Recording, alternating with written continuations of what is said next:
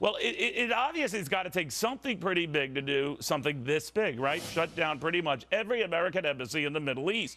Now, we know it involves al-Qaeda and something pretty big by al-Qaeda, but what, where, and when? To Lisa Daftari and Chuck Nash on the chatter that Pat and I were talking about. It sounds apparently a lot like the chatter behind this back then. Of course, I'm talking about 9/11. Chuck Nash, to you first. Is it similar? And if it is, where's it coming from? I think we've established patterns in the intelligence community of looking for who talks to whom. And it may not be that you understand exactly what they're saying, but when two people start talking, you start to connect the dots.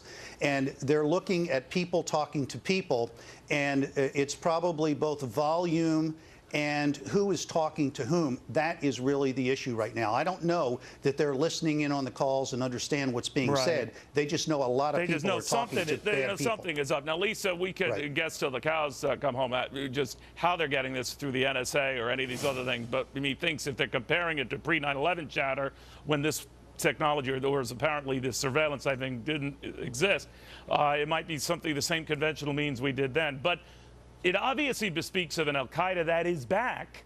What do you suspect? Not only are they back, they've been around this whole entire time. We're back. We're the ones who are waking up to the threat again. We've been told by this administration that the war on terror is over. Osama bin Laden was killed, and he was killed.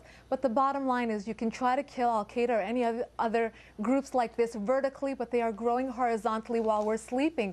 And what they're doing is, let's, again, connect the dots here. They're growing on the ground. They're growing on the internet. They're growing on social media groups. They have a magazine. Al-Qaeda has a magazine called Inspire that we learned about through the Boston bombers, learning how to make homemade bombs. They're encouraging lone wolf type attacks, while the core group, or the old school group, is still continuing to plan these bombs, while the new school or the younger followers are now trying to recruit other followers. Well, there are apparently a lot of them, Lisa, right? Now, Chuck Nash, one of the things we discovered in the last, few weeks, we had these prison breaks. We have hundreds of al-Qaeda types in, and it looks like locusts throughout the region. And they're angry, they're jazzed, they want to do something. And that might have been the precipitant, but what do you think?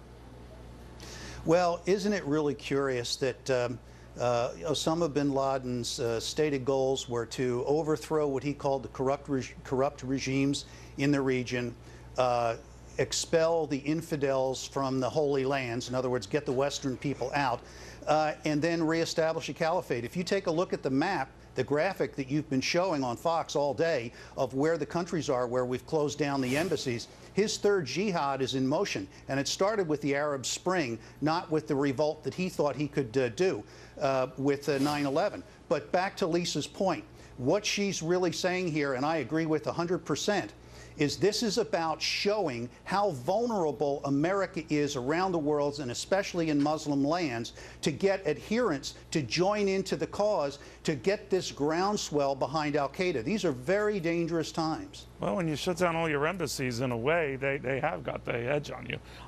Folks, thank you very much. We're going to keep an eye on this.